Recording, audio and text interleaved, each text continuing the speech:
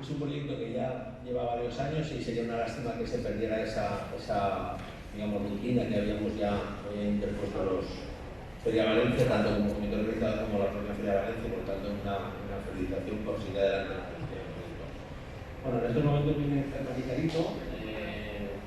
Germán Carito es una propuesta singular, es la de encontrarnos en el comedor una mesa para 8, 10, 12 comensales, partiendo de una cocina con muchas cargas de sensibilidad, de refinamiento, de equilibrio, de elegancia y sobre todo de sabor. Ellos llevan muchos años en Valencia y conocen perfectamente todas nuestras tradiciones, todos nuestros productos y están muy presentes en su cocina. Fierro es una propuesta muy singular, como he comentado, merece ser conocida dentro de la complejidad que supone en estos momentos, pues compartir una mesa con 8 o 9 comensales, que imagino que ahora se reducirá, por lo tanto esperamos volver pronto a una normalidad tranquila. Y vamos a ver los platos que nos van a presentar, son 5 y esperamos que nos hagan, seguro que nos van a agradar, así que vamos a disfrutar de ellos. Por favor. Muchas gracias. Hola. Bueno, primero que nada agradecerles a todos los que están por aquí y queríamos agradecer en especial tanto a los productores como a los clientes. Para nosotros es vital el apoyo que estamos recibiendo de los clientes. Un concepto como Fierro, el cual es muy pequeño, tenemos la suerte de que nos acompañan y nos siguen bastante. Ahora contaremos un poco la nueva adaptación porque con la legislación que ha salido el viernes hemos tenido que hacer algunos cambios y no mucho más. Venimos a presentar lo que va a ser la temporada 7 de Fierro, que es la que estamos haciendo ahora. Y bueno, es verdad que llevamos 5 años en Fierro con un concepto muy particular. Esta es nuestra mesa, o lo que era nuestra mesa hasta hace 3 días, ¿sí? Hemos cambiado esta mesa por mesitas. Nos hemos tenido que adaptar porque la mesa solo podía coger a 6 personas. La rentabilidad no nos daba para poder mantener las 6 personas, con lo que hemos decidido poner mesitas. Hemos puesto 4 mesas con una capacidad de 12 personas, que es lo que nos da el aforo, e intentaremos seguir haciendo lo que más nos gusta, que es cocinar y que los clientes disfruten de ello. Vamos a contarles 5 platos. Hemos traído fotos también de lo que es toda la temporada para poder comentárselos. Y creo que hay un hilo conductor en todo lo que es la temporada y es el humo. Hemos improvisado aquí una parrilla para que puedan verlo. No sé si logran ver al final, tal vez aquí se ve un poco mejor. Al final de todo, en ese huequito tan pequeñito, tenemos 2 fuegos, un horno y una brasa de aproximadamente 20 centímetros. Con eso, a día de hoy, el menú de Fierro está en 16 platos. Todas elaboraciones que se hacen al momento y que intentamos que tengan muchísimo cuidado cada una de ellas. Carito, vos anda parándome que si no yo hablo todo el día. El menú empieza aquí, ¿sí? Cuando llegan los clientes tenemos unas verduras encurtidas que hacemos en casa, 7 verduras diferentes, 7 salmueras diferentes para poder alinear esas verduras. Y es tal vez el primer aperitivo que toma el cliente cuando llega a la mesa. Continuamos con nuestro plato de otoño, que es un tupinambur o alcachofa de Jerusalén, la cual asamos con papel albal, la abrimos y luego deshidratamos la piel y la freímos, la rellenamos del mismo tupinambur y de setas de temporada, ¿sí?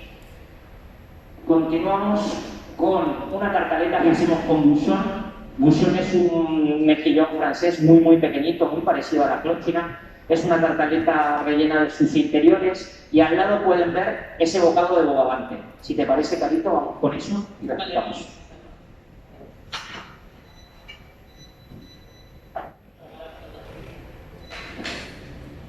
Bueno, como podrán ver en la base, tenemos una patata hojaldrada frita.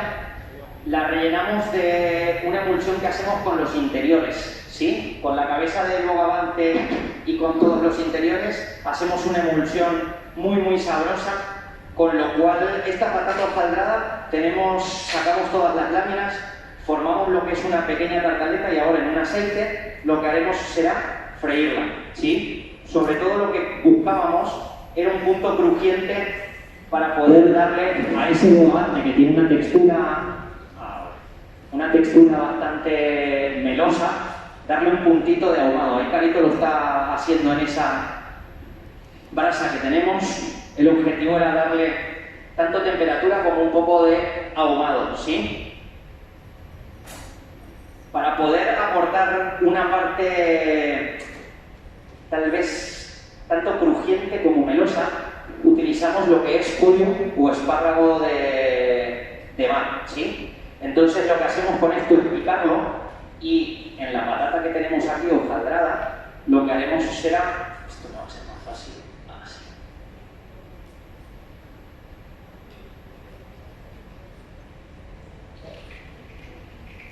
Siempre es importante para nosotros poder encontrar, nosotros les llamamos bases o soportes, ¿sí? En vez de buscar una patata frita solamente, lo que buscamos es un hojaldrado de patata para que nos dé ese aire entre crujiente y crujiente, nos aporte bastante sabor. Entonces, si se logra ver, creo que lo tenemos por aquí. No sé si se logra ver por aquí, con esto.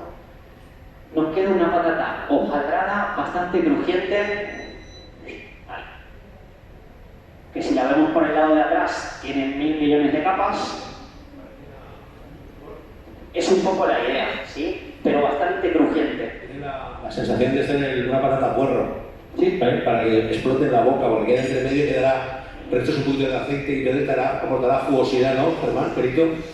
Sí, sobre todo por fuera está muy crujiente, dentro está meloso. Muy jugoso. Porque lo que hacemos es confitarla primero en aceite para que esté muy melosa y luego la freímos en un aceite fuerte. Correcto. Para que nos genere esa capa por fuera y podamos tener ese crujiente bastante interesante. ¿En ambos casos gastáis aceite de oliva virgen extra? ¿Cómo? En los dos casos gastáis en la de la jugosidad y en la de la fritura gastáis aceite de oliva virgen extra. Sí, tenéis una muy potente, porque a veces también es bueno no darle tanta la potencia del aceite y buscar un aceite vegetal para que no tenga tanta potencia de sabor. Nosotros normalmente cuando hacemos aceites, como puede ser este aceite verde, sí que lo hacemos con aceite de girasol o de semillas, por el hecho de que como necesitamos aportar todo el sabor verde, no necesitamos el aceite de oliva que nos lo aporte. El aceite se comería. Claro. Hay un gran tema, siempre hablábamos lo mismo, con esto te va a empujar.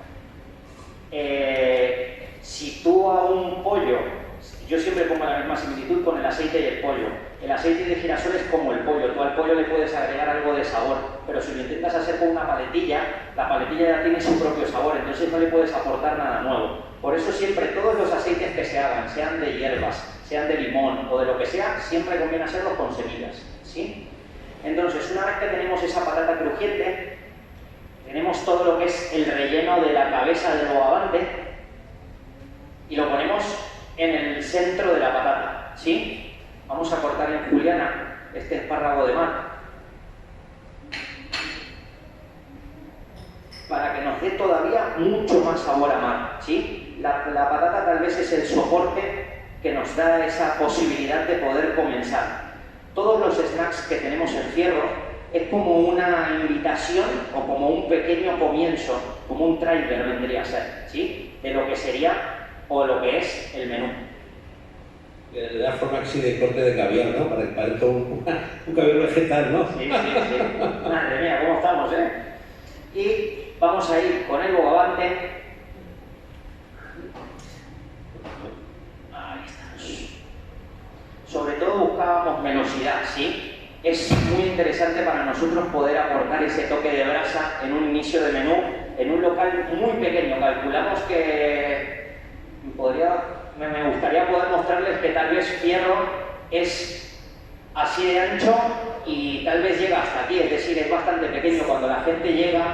9 metros cuadrados aproximadamente, ¿no? 57 metros cuadrados. Pero bueno, tiene todo. Con todo, solamente lo que salón. Claro. Y actualmente estamos trabajando 5 personas allí y bueno, vamos bastante bien, muy contentos con la respuesta de la gente. Y bueno, como les contaba en el tema de los snacks, sobre todo es esa bienvenida, ese como el aquí estamos, hola, ¿qué tal? ¿Sí? Para poder recibir a la gente. Vamos a seguir con las diapos. Bueno, la empanada o Justina, ¿sí? Justina es el nombre de mi madre. Es el único plato desde que abrimos Fierro hace 5 años hasta hoy que mantenemos siempre.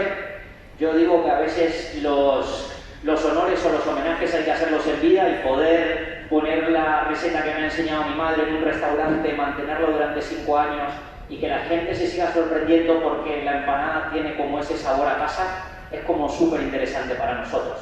La acompañamos de una oliva. La oliva le hemos hecho un toque, la hemos convertido, es un producto de allá, el cual lo hacemos con una elaboración de acá y hacemos una gilda, ¿sí? Y en esta nueva temporada hemos incorporado nuestro ámbito restaurador.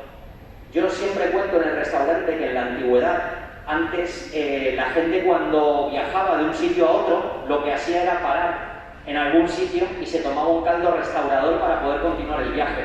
Ese es el inicio de lo que son los restaurantes. Entonces nosotros hemos querido pasar desde los snacks al comienzo del menú con un caldo restaurador el cual hace que nos reubiquemos en donde estamos, volvamos a centrar en lo que es la comida y poder continuar con lo que es el viaje. ¿Sí? Carito, la chiribía. Bueno, estoy aquí por reemplazar la chiribía. Al final, empezar el menú con un plato vegetal y con un producto valenciano muy usado, pero a lo mejor cambiándole un poco la perspectiva, era lo que nos propusimos con la chiribía. Hemos hecho un plato con 4 elaboraciones con la chiribía y es curioso porque nos gusta cuando le contamos a los clientes, no les decimos de qué está hecho el plato hasta que lo han probado.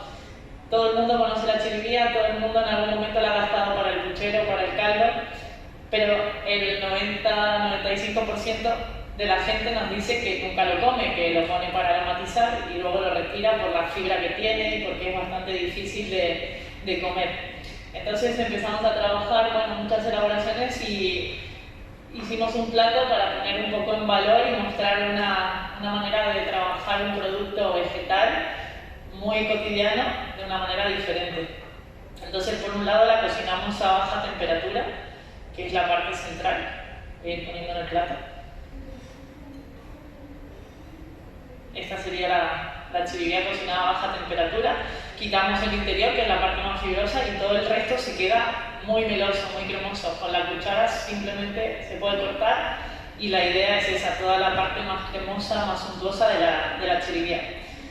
Después hacemos unos espaguetis y la cocinamos en frío con una salmuera 3 días. Y esto le aporta el puntito salino que complementa la parte cremosa de la chiribía cocinada a baja temperatura también.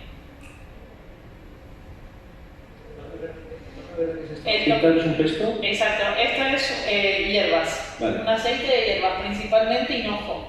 El matiz de la chiribía, ese matiz así anisado que tiene la chiribía por sí, lo potenciamos con un poco de aceite de hinojo. Al final el plato es chiribía y hierbas.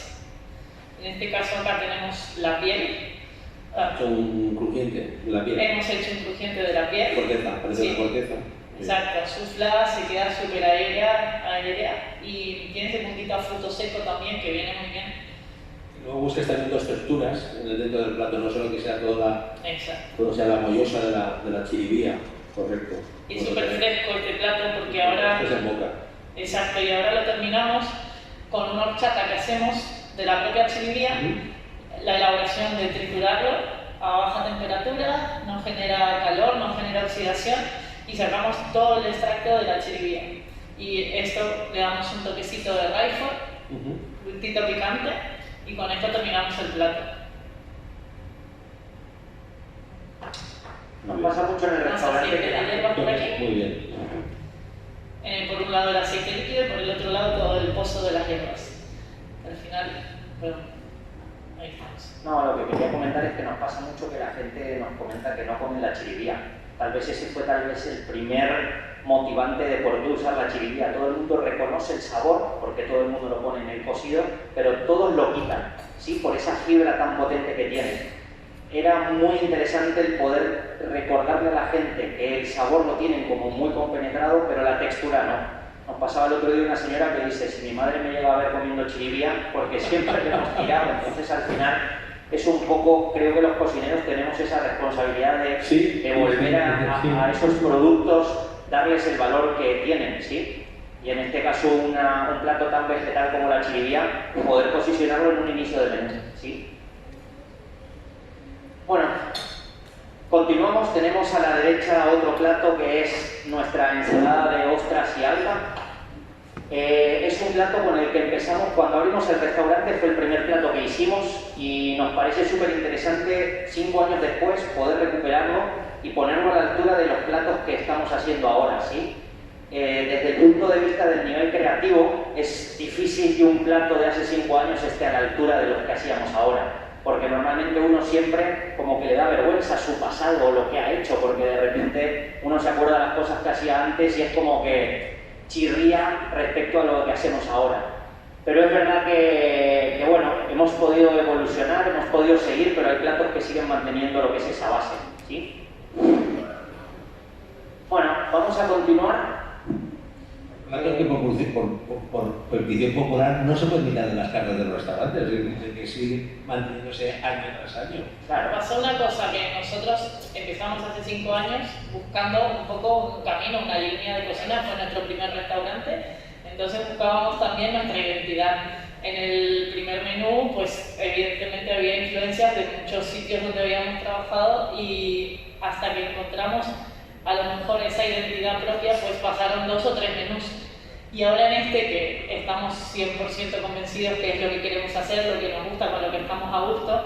Y bueno, pues de aquel primer menú, recuperar este plato que creemos que es muy espíritu fierro y es muy lo que queremos hacer, es un poco lo que nos gusta y también transmitirle a la gente que nos ha acompañado desde que abrimos.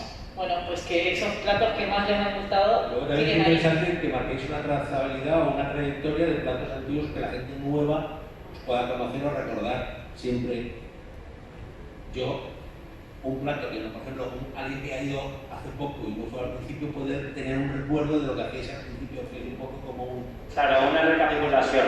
Claro, lo hicimos en la temporada 6, nosotros nos manejamos por temporadas, tal vez buscándole una similitud a esto que sería lo de las series. Entonces, como que empezamos con las temporadas y nos pasaba que gente que venía a comer la temporada 5 nos decía uy, yo no he probado la temporada 3 o la temporada 1 o... Entonces, en la temporada 6 lo que hicimos fue reunir los platos, tal vez a nivel popular, que eran más interesantes y los pusimos en un menú. Eso fue nuestra temporada número 6, era como hacer una visión general a todo el trabajo que habíamos hecho. Para nosotros a nivel creativo también fue un respiro porque parir 16 platos cada 6 meses es bastante complicado. Y sobre todo porque como tenemos un aforo tan pequeño, hay gente que no llega a visitarnos a la velocidad que vamos cambiando. Entonces hemos tenido que parar un poquito, darle un poquito más de tiempo a lo que son los menús y poder avanzar, ¿sí? Ahora tenemos 2 platos sobre la tele, pero vamos a hacerles un plato que lo presentamos hace 3 semanas en un concurso en San Sebastián Gastronómica. Se presentó el primer concurso nacional de garbanzos. Nos presentamos con un plato bastante interesante y tuvimos la suerte de ganar el primer premio, con lo cual lo que hemos hecho es ponerlo dentro del menú, ¿sí? Es un guiso frío de calamar y garbanzos, ¿sí? Entonces, contarles un poco de lo que se basa. A ver, un poco, si podemos marcar tanto ahí, lo que es el filete, ¿sí? Entonces, cuando nos mandaron, hay 2 variedades de garbanzos, Fuentesauco y Pedrosillano, ¿sí? El 100% de las veces, el Pedrosillano es el más cremoso, ¿sí? Es el garbanzo que tiene mucha más velocidad, la capa que tiene es mucho más fina. ¿Qué es lo que nos pasó? Nosotros agarramos los 2 garbanzos y le dimos a todos las mismas cocciones. Hicimos 6 tipos de cocciones diferentes al mismo garbanzo. Hidratamos en agua 18 horas los 2 garbanzos y luego lo que hicimos fue olla express, hervidos en agua, metidos en la Ojo, que es una máquina la cual cuece a baja temperatura y atmósfera modificada. Luego lo hicimos a baja temperatura tradicionalmente y lo que encontramos fue que cada uno nos aportaba una solución diferente. Lo que llegamos es que este año el Fuentesauco tenía mucha más cremosidad que el Pedrosillano. Entonces hicimos el plato con un garbanzo que es un poco más grande que el Pedrosillano, pero que nos daba un poco mucha más velocidad de la que queríamos nosotros, ¿sí? Entonces, con los garbanzos hervidos en olla express los hicimos solamente 30 minutos, los garbanzos y los interiores del calamar, ¿sí? Con el calamar lo que hicimos fue un pequeño tartar, el cual lo amalgamos con perejil, pan rallado y agarramos garbanzo y lo trituramos. Hicimos una harina de garbanzos. Con eso se la pusimos adentro de lo que sería esa albondiguilla y lo que hicimos fue generar una albondiguilla de calamar, la cual está muy melosa por dentro y que tiene ese gusto a garbanzo verde, ¿sí? Porque no está cocido, porque está solo triturado y con esta que le aportamos de calor no genera, a cocerlo y no nos da ese sabor a garbanzo de toda la vida, ¿sí? Entonces, con el garbanzo restante lo que hicimos fue hacer un hummus de garbanzo con bastante comino, porque, bueno, los matices, recién lo decía Vicente, la nuez moscada, hay ciertas especias que se han perdido, el comino, nuez moscada, es como que se le machacan que son de otras culturas, pero verdaderamente el comino es que se utiliza muchísimo. El comino está muy presente en la cocina española y en la nuez moscada también, que son de, bueno, a lo mejor ahora por otros motivos que se utilizan otras especias, tanto la nuez moscada como el comino han sido son mediterráneas, eso también te lo digo. Y sobre todo, tal vez hay una gran diferencia de lo que tal vez se hacía antes. Antes una elaboración solo sabía comino y era como que todo tenía que saber a comino. Lo que nosotros intentamos hacer es como ir plasmando en el hummus comino. Luego vamos a agregar unas pequeñas hojas de orégano y de hierba luisa para dar un toque cítrico y especiado, ¿sí? Es sobre todo que no podemos en un plato solo tener un sabor, sino que lo que hacemos es abrir el matiz de sabores, poder tener muchos más matices, poder tener muchos más aromas y poder hacerlo, ¿sí? Con lo cual, lo otro que tenemos, a los garbanzos lo que hacemos es pelarlos para poder quitarle esa piel y que nos quede todavía mucho más meloso y los cocinamos con el agua de cocción y con un poco de mascarpone ahumado, ¿sí? Eso nos va a dar como si fuese un risotto con esa textura melosa, pero en temperatura ambiente, no vamos a caliente, por eso le ponemos siempre que es como un guiso frío. Entonces, lo que hicimos fue, en la base del plato, poder hacer una base donde se pudiese mantener un caldo de cocción, que es lo que haremos, ¿sí? Vamos a poner, si se puede llegar a ver, son bastante grandes. Si te acordás, Pedro, los de Pedro Silvano son muy pequeñitos. Claro, y este es bastante grande y es muy guay que sea tan grande, pero que esté tan meloso, ¿sí? Entonces, ponemos en lo que es la parte de fuera esos garbanzos. Luego, tenemos unas hojitas de orégano, que lo que vamos a hacer es repartirlas en el plato. Nosotros intentamos que sean cada 3 o 4 bocados cada plato, ¿sí? Entonces, para eso lo que hacemos es que el cliente pueda pillar y por cucharada tenga los ingredientes repartidos. Y aquí tenemos hierba luisa, ¿sí? En Argentina se utiliza muchísimo para tomar mate y nos da bastante gracia porque nosotros aquí la utilizamos para cocinar. Cuando estuvimos el año pasado cocinando allí, la gente nos decía que como utilizábamos productos que no eran de la cocina. Y creo que esa fue tal vez la mayor revolución que hizo Ferran Adrià en su momento, cuando él habló de que existe una cocina, que no existe tal vez un mundo salado, un mundo dulce, sino que hay ingredientes y estos ingredientes se pueden usar para cualquier cosa. Ya lo verás más adelante como Caro, con el tema de los postres, hace que todos esos ingredientes que parecen salados a veces se puedan utilizar en otras elaboraciones. Esta pequeña albondiguilla, o como le queramos... ¿Podemos llamarlo cigatella? Sí, bueno, es un poco la idea, y entonces... Homenaje a Miquel Ruiz. Homenaje a Miquel Ruiz, digo. Lo que hacemos es ponerlo por ahí arriba, y aquí lo que tenemos es el agua, el resultado es el agua de la cocción de los garbanzos. Solo poniendo el agua y una carga de sifón generamos un merengue. No sé si recuerdan que cuando hierven garbanzos se genera una película por arriba que tiene como burbujitas. Eso mismo lo que hicimos fue solo ponerlo en un sifón para montar un merengue. Y aquí en el casito tal vez es el toque más casero, ¿sí? Hacemos un sofrito de toda la vida, cebolla y chorizo, lo mojamos con un poco de agua y lo dejamos cocer. Lo clarificamos y lo ponemos en lo que sería la base del plato, para aportar ese guisado en lo que sería el plato, ¿sí? Y terminamos con el merengue.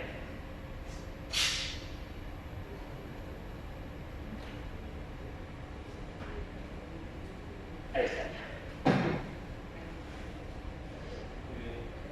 Al final es un plato con mucho sabor a guiso, el cual al estar frío pierde un poquito descontextualiza, porque normalmente tenemos ese sabor tan potente a guiso, pero al estar frío es como que no entendemos de dónde viene, ¿sí? Es un poco la idea.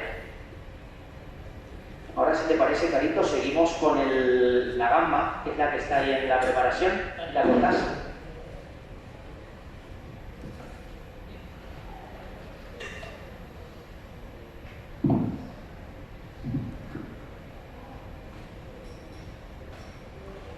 Te paso la cabeza y vas contando la Dale. parte de la asada.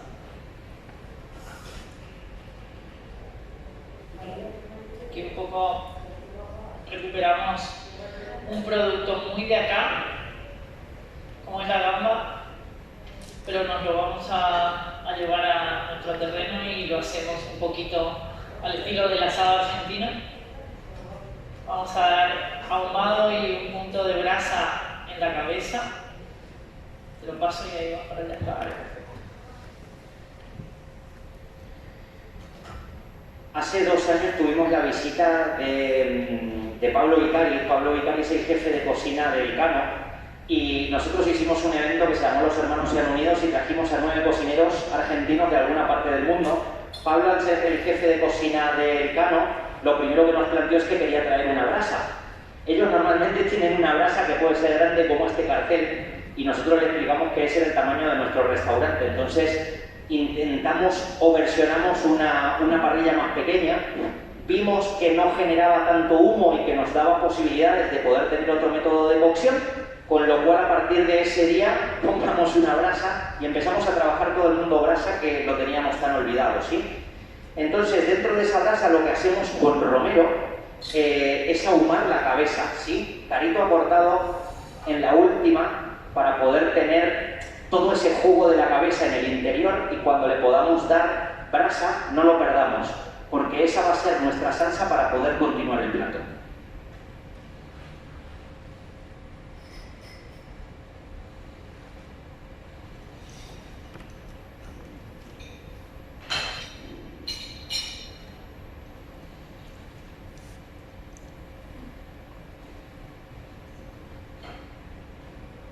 Es un leve toque de brasa como para que sobre todo se ahume.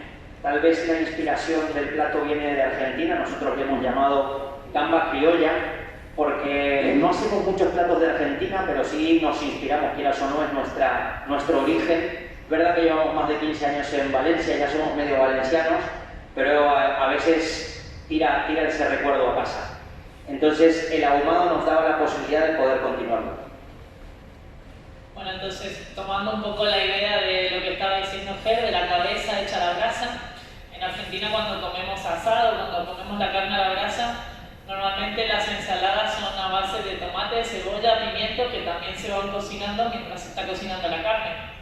A esto le llamamos ensalada criolla, ¿vale? Y es un poco lo que hemos hecho para acompañar la gamba. En este caso, lo tenemos cocinado aquí, ya está mezclado el tomate con el pimiento, y lo ponemos de base en el plato.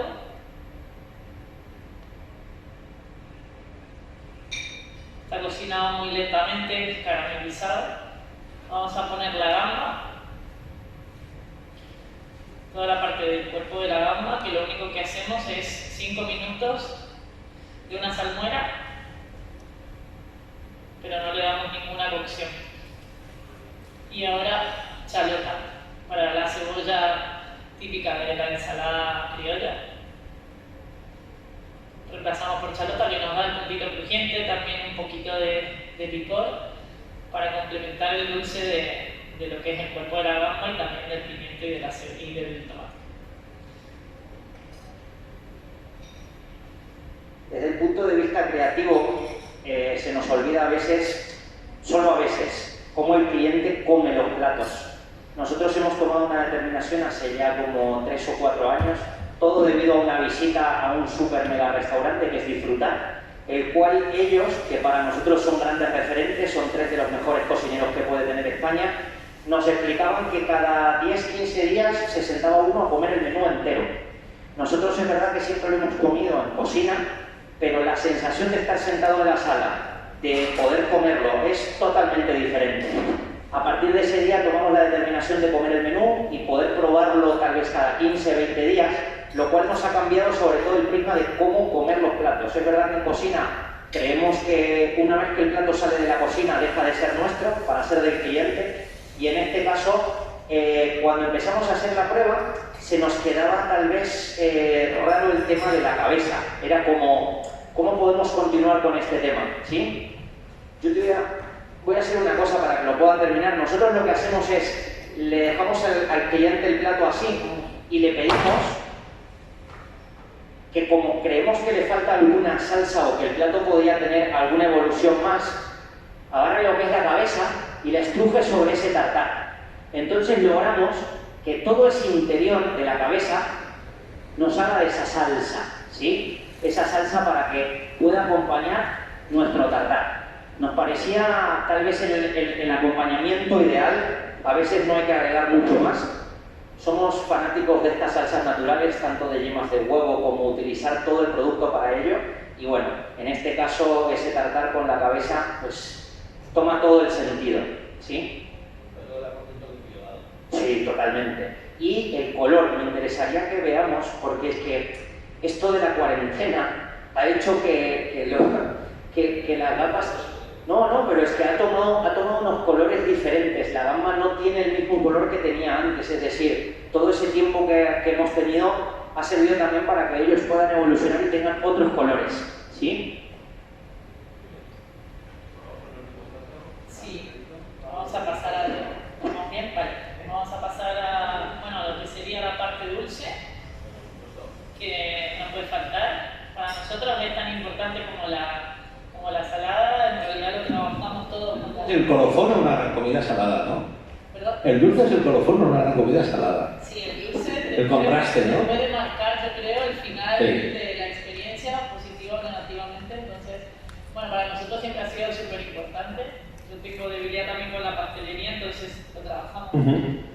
Y bueno, y como decía, intentamos también, valernos de ingredientes y de técnicas, de lo salado a lo dulce y al... Sobre todo porque vosotros, porque yo me considero a ti más, no digo pastelera en el sentido de cocinera, sino que los que son pasteleros, yo tengo la suerte de presentar también mucho a Paco Torreblanca, y Paco, por ejemplo, él siempre te dice que los pasteleros trabajan con la exactitud de las medidas, de las cantidades, cosa que el cocinero trabaja de otra manera, digamos, más empírica, ¿no? O sea, el cocinero va más al gusto, mientras que el pastelero va más a la exactitud.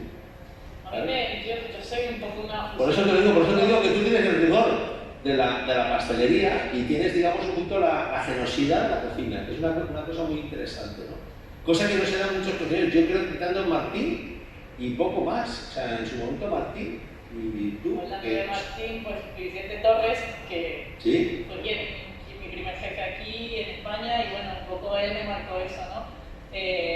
Disciplina, exactitud, y luego ya empieza a romper moldes, pero con base, ¿no? Con una cosa de saber cómo funcionan los ingredientes, cómo te van a responder. Y la verdad es que sí, bueno, Vicente es alumno de Martín también, así que... Sí, yo lo conocí cuando estuvo en sucursal, y luego cuando se fue a México, yo estuve con él también en México, el restaurante que montaron en México. Sí, perfecto. Bueno, pues entonces aquí lo que hemos hecho es, aprovechando un producto que también en Argentina se consume mucho, como es el maíz. A nosotros, bueno, a mí me gusta mucho, pero me llamaba la atención, es bastante difícil encontrarlo entero, en chala, ¿vale? Fresco. Es como que nos propusimos hace un par de años poder cosecharlo o poder tenerlo recién sacado, porque yo así es como me he criado, y siempre en temporada de maíz, pues en Argentina se comen muchos platos con maíz. Y el postre va de eso. Por un lado, aprovechando también el hilo conductor de la brasa, desde el principio hasta el final del menú, hemos hecho la mazorca a la brasa, ahora tenéis acá. La pequeñita, pintada con mantequilla y también a la brasa. Esto va a ser la parte crujiente del postre. El helado, que es con el zumo del maíz también. Y es un helado que no es excesivamente dulce, como casi todo lo que... Un toque vegetal, correcto. Sí, tiene todo el sabor a maíz fresco. Nos aporta un puntito también salado, porque a mí me gusta gusta jugar mucho con eso, entonces lleva un punto de miso y también un toquecito de mezcal. Entonces ahí tenemos un poco de influencias de distintas partes, pero que van todas centradas en potenciar el sabor del maíz. En ningún momento uno pasa por arriba del maíz, digamos que ayuda a potenciarlo. Entonces en la base lo que pongo es un gel que hago en ajo negro. Estamos utilizando ingredientes que son del mundo salado. Sí, la mayoría. El ajo negro acá, la parte balsámica es muy interesante, ¿vale? No sabe prácticamente a ajo y mucho menos con el complemento del resto de los ingredientes. Pero la parte balsámica que nos hace así ese recuerdo a vinagre, pero muy sutil, aporta para mí en la parte del maíz un complemento interesante. Esta crema la hacemos con palomitas de maíz caramelizadas, dulces, como toda la vida.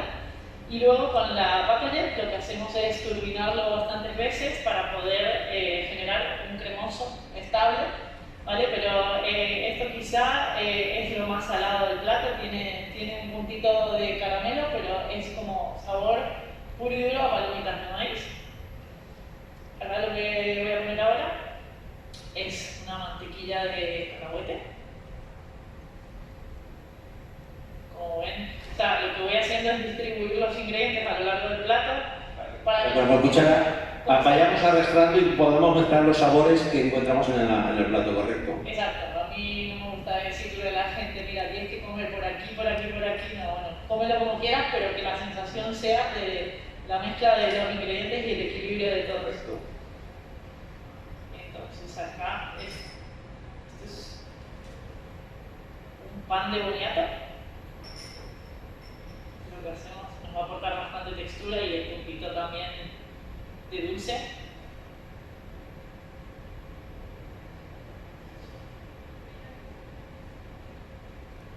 Ahí.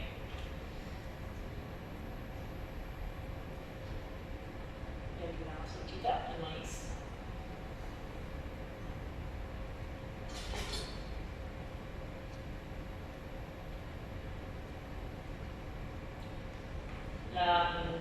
El maíz lo que hacemos es envasarlo con un TPT muy suave de azúcar, perdón, no sería un TPT, es un 30% de azúcar más o menos en un almíbar, y un minuto de escaldarlo, para que luego en la brasa sea simplemente la parte de caramelizar y darle el puntito ahumado.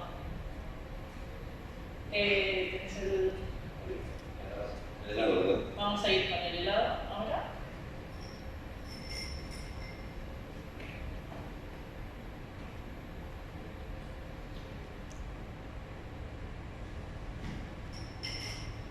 Esto es chipotle, un chile mexicano que tiene un toque muy ahumado también. No pica casi, es bastante más aromático que picante. Y el toque picante le aporta más fresco, ¿no? Hará contraste y fresco. Exactamente. Tiene, vamos a poner a la mitad del plato lo que ponemos es el polvo de chipotle y luego para más frescura todavía un poquito de ralladura de limón. Al final son ingredientes que entre todos hacen que el conjunto final, ¿vale?, sea fresco, súper aromático. Vaya contrastes, porque hay varias texturas, están las texturas heladas, las texturas de mantequilla, de crema, el crocante un poquito de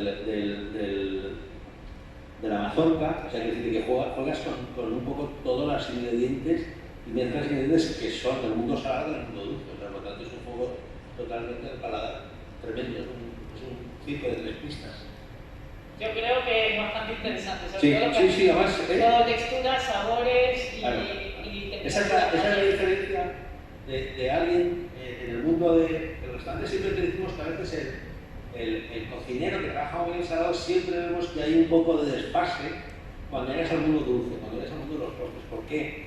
Porque él básicamente tiene todos sus 5 conceptos o sus 5 sentidos enfocados al salado.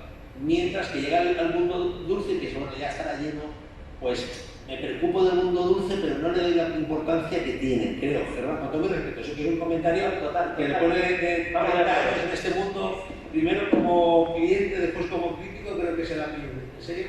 Y luego, claro, si tú tienes equipo, por ejemplo, vamos a Ferrari, ¿quién tiene dulce? Vamos a ver. era en otro mundo, que buscamos el equilibrio. Martín, ¿qué es? Martín es más pastelero que por eso tiene ese concepto mucho más de cocinero que tenéis vosotros de pasteleros. ¿Entendéis lo que os digo? Ese equilibrio perfecto, y demuestra que en cocina un matrimonio puede ser bien avenido y dura muchos años. Mil gracias. Oye, un fuerte aplauso para Germán y Carito. Y bueno, lo que estamos diciendo los cocineros que le es el momento de apoyar a la hostelería por muchos motivos, por felicidad, porque detrás hay muchas familias, hay mucha gente que vive de esto. Es fundamental para la economía, para la empresa, para las ciudades, y creo que no hay que sensibilizar a la gente porque creo que estamos todos convencidos y es un esfuerzo que esperamos que pronto acabe, pero bueno, que hay que arrimar el hombro y ayudar en lo posible a toda esta gente que nos da felicidad y nos aporta grandes momentos. ¿De acuerdo, pareja? Pues muchas gracias. Visita. Muchas gracias. Fuerte abrazo.